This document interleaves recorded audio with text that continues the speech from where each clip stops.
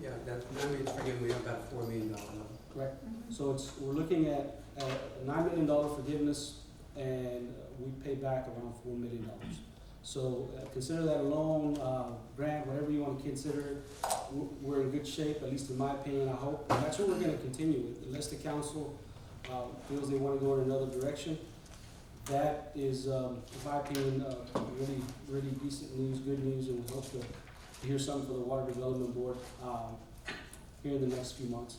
But it is going to be a decision from the council on our end, whether we want to move forward with this. Can you go to the next slide, Chris? Again, last year was the first year of the compensation and classification study, and you'll see the classification and compensation. I think I included it in your packet. I can't recall what page, but it is in there. And we feel like we've been able to stay competitive. And they can correct me if I'm wrong, but I think the police department has seen the greatest benefit, or one of the greater benefits of that compensation plan, and the fact that they're able to keep their staff, and then hire new staff. So I think we've been really fortunate with that. Again, as I mentioned, we've eliminated 5 positions. We think this year, as best we can, we have the necessary staff to provide the basic services for the city. And I'm asking for a $2,000 one-time pay this year for all staff, with the exception of non-probationary employees. Probationary employees will not receive this benefit. So if a person's on probation, meaning they're just starting work with the city, they will not receive this incentive. Healthcare costs, again, as I mentioned, will remain flat. We're anticipating, at least I am, I do ask, and I'm asking folks to do a biometric screening. And the reason for that is we do that at the beginning of the year, and a lot of folks, particularly males, have a tough time going and getting checkups. And so we do require people to go through a screening. At the very least, we're able to tell people, they're able to determine whether they're sick or not, right? A lot of folks, as you know, probably have issues with diabetes and blood pressure primarily. But this is something that I do ask the employees, mandatory, to at least do the biometric screening. We're not saying that they need to do anything after that, but they do need to know how they're doing physically. Can you go to the next slide, Chris? Mayor, I have a question. Councilwoman, I ask you just to wait till he's done. He's almost through. I'm almost done. It's not going to be that much more. Just please make a note. You'll get a chance to talk to him. On economic and community development, and as the council knows or may not know, or maybe we don't keep count as good as we should, we do have $35,000 budgeted right now for a facade grant, which is $10,000, and $25,000 budgeted for $25,000 budgeted for the Starbucks thing. Okay. We've also done some things as far as cleaning up the city, and again, I'm not going to get into all that, but I'll go into this. The one important thing there you'll see is approximately $141,000 this year. You'll see it in your packet, is budgeted for the TERS for this fiscal year. Now, it's budgeted, doesn't mean we're going to pay that much money into the TERS. And the reason for that, we don't pay what we don't collect as far as property taxes. So it is budgeted in our fund, and that's all calculated with that in our tax rate. So there is a calculation in your tax rate that sets aside some dollars for the TERS. The one, as far as, and I know this sounds a bit of an issue as far as economic and community development, but I will say this. One of the things that we've talked about, and again, we haven't acted on, was doing something out at the sports complex. And so what I'm proposing, you'll have it in your packet under the ARP, there's design costs for the reuse of our wastewater, and that's coming out of the ARP. And the work, along with the proposed improvements to the sports complex, what we're talking about in the form of the hotel occupancy tax and any grants that we can match to, I believe will benefit the community, and in my opinion, will spur economic development growth. As the council knows, there's some discussions right now for that corridor as far as new businesses out there. We hope that those come to fruition. But I think on our end, if we can find a way to improve our facilities, and the other thing that we talked about is adding some things, amenities to our facilities. And I think I believe Councilmember Trevino brought up the sports complex, the YMCA. But that's another thing that we need to, I know it's been discussed before, but we really need to bring it back, in my opinion. But what I'm suggesting is that if we can use some of the water from the wastewater, from our wastewater system and irrigate that water, it really will make for some nice practice fields, whatever it is that we want to do, right? But without irrigation, without the proper water, it makes it really hard to have nice facilities out there. And so we don't have the dollars to lay turf. I mean, we don't have the money, but we do have the money, in my opinion, we're always going to have wastewater. It's just a matter of treating it and using it for those purposes. So anyway, that's in there. And so again, as I mentioned, the YMCA, on any undeveloped land of the city, and I mentioned the sports complex, but again, I don't know, I'd like to hear from the council members more than, maybe I don't know the town as well as I should, but I think the location is gonna matter, right? Now, whether it should go out there, we can consider the sports complex. I believe we have about 30 acres, give or take, out in that area. So there is land.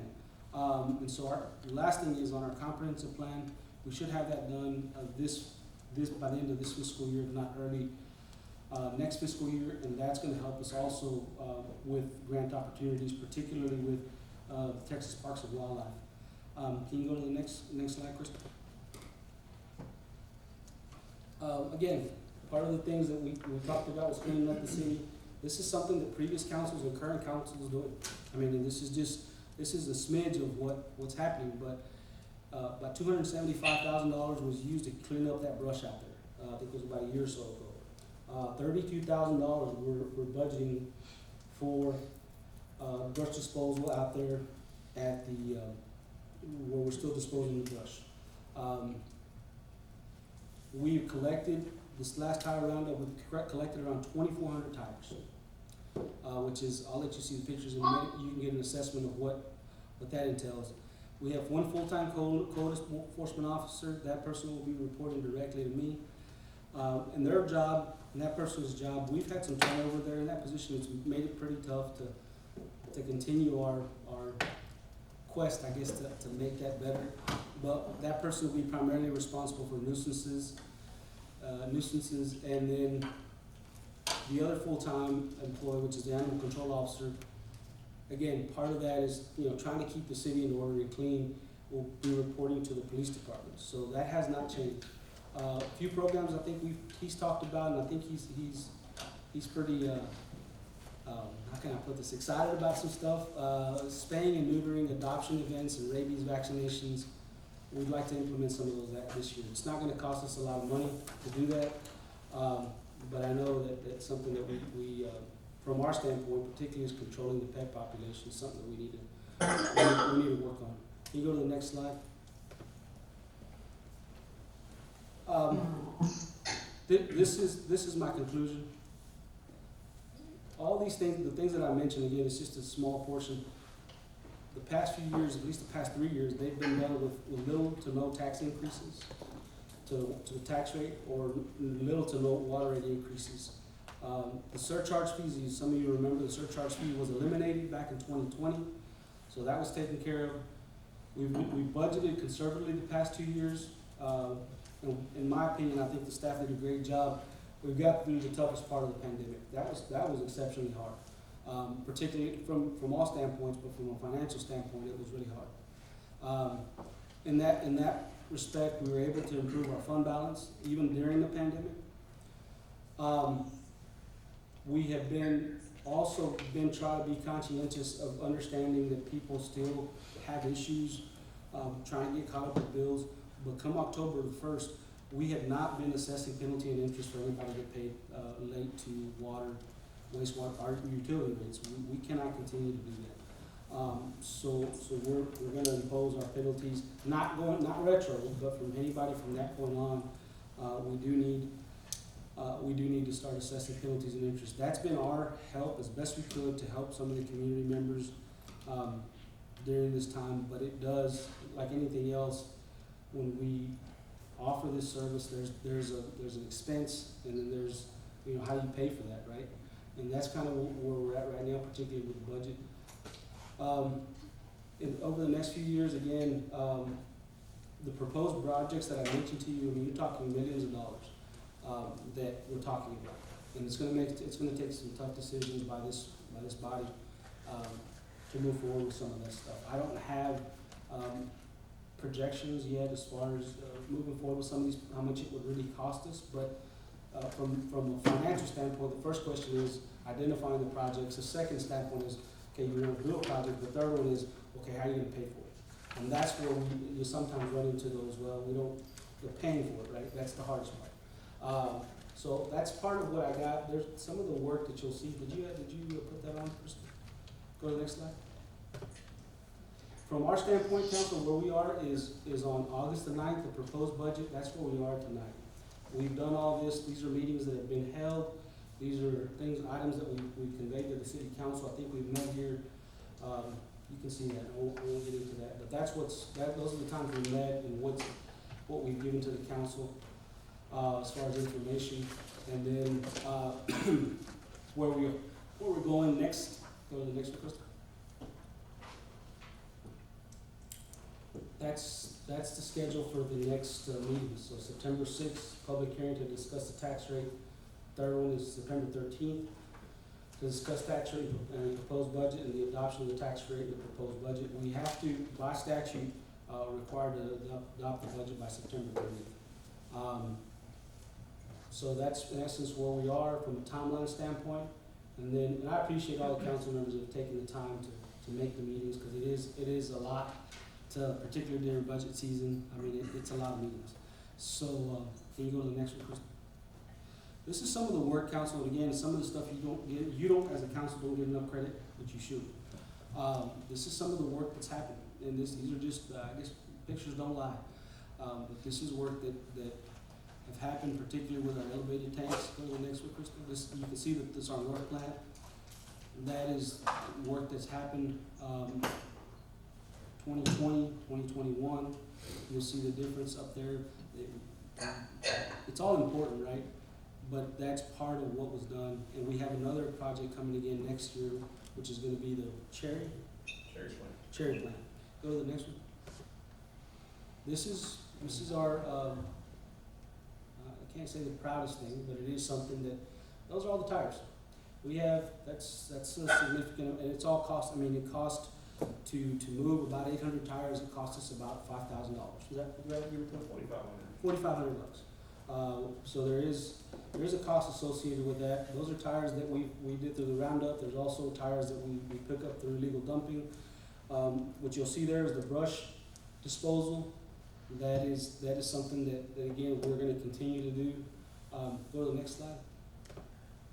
This is stuff that again in my opinion, you don't give yourself enough credit for. Maybe the community may not know this. This is your while you didn't make or break this deal, your participation has helped funding some of the incentive for this. That's hopefully your new Starbucks.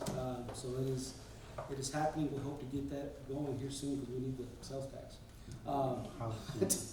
But it is something that some people need the coffee, we need the sales tax. Like tomorrow? That would be nice. So that's. So we have that, and go to the next one, Krista. Again, don't forget, council, the other incentives, you provided a facade grant for both of the facilities, which is I wish I had before and after pictures, but there is a difference. I hope the council sees that. But the facade grant covered that. Can you go to the next one? Any other? Those are all that I have as far as the budget. And again, if you really feel free to take a look at the entire budget, and I'll be more than happy to answer any questions. But the extent of what you'll find a lot of, as far as will be on page 8 and 9 of your packet. And when you look at the budget overview, there's a lot of information in there that I didn't get into total levy amount, and I didn't get into, some of these details, but it is in your packet.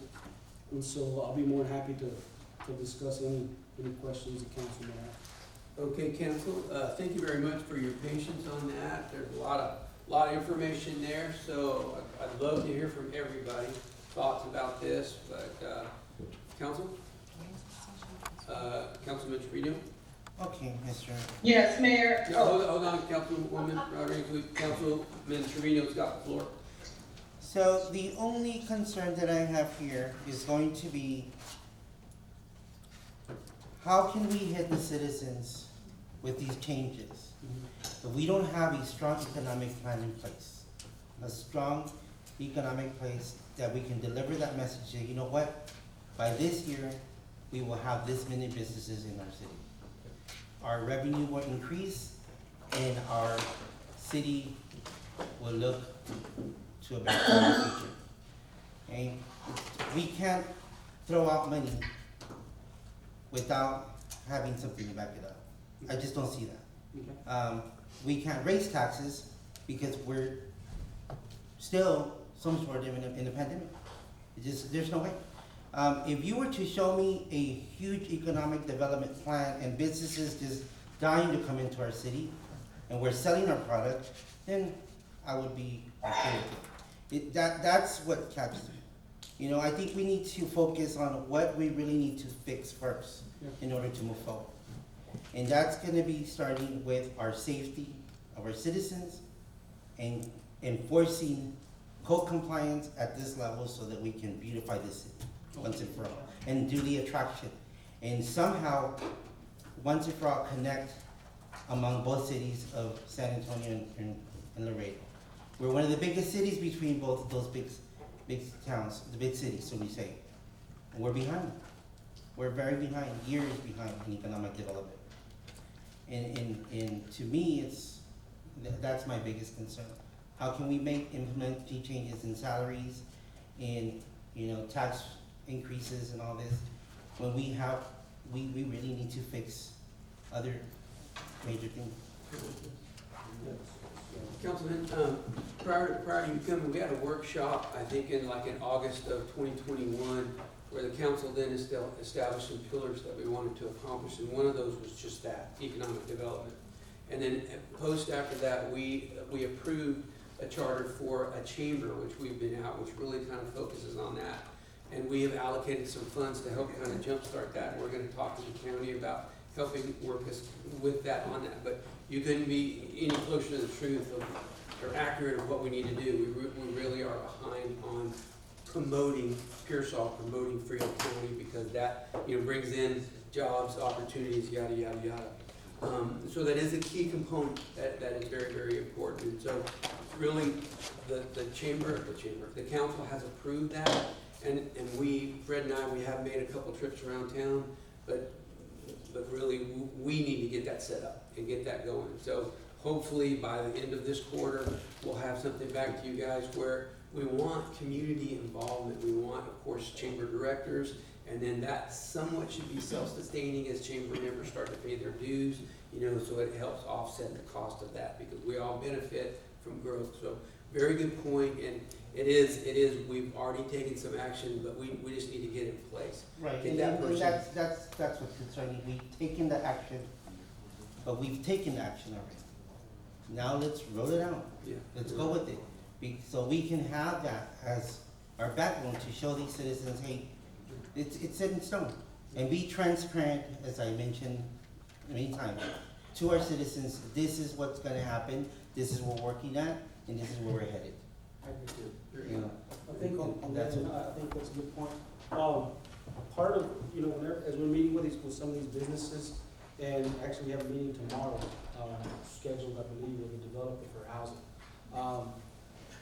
For the most part, and they may come and ask for an incentive, right, don't get me wrong, they won't, but our goal primarily, when they come in and they know what the big ticket item is the infrastructure. They wanna know where the water lines are, they wanna know where the sewer lines are, they wanna know if the city's gonna help with any of that, right? And so what you'll hear, and part of what the TERS is doing, right, is, and that isn't an economic development tool, it is saying, we're gonna reimburse you, developer X, for your improvements. If you're gonna put in new roads, if you're gonna put in water, wastewater. And so when developers come in and look at it, they're looking at it from, how much is it gonna cost me to put in that road and water line and sewer line? And so with that, I mean, I hear what you're saying. Part of our issue has been, and it's not just Pearson, it's several. It's how do we get utilities out to these businesses, one, and then how do we improve the current utilities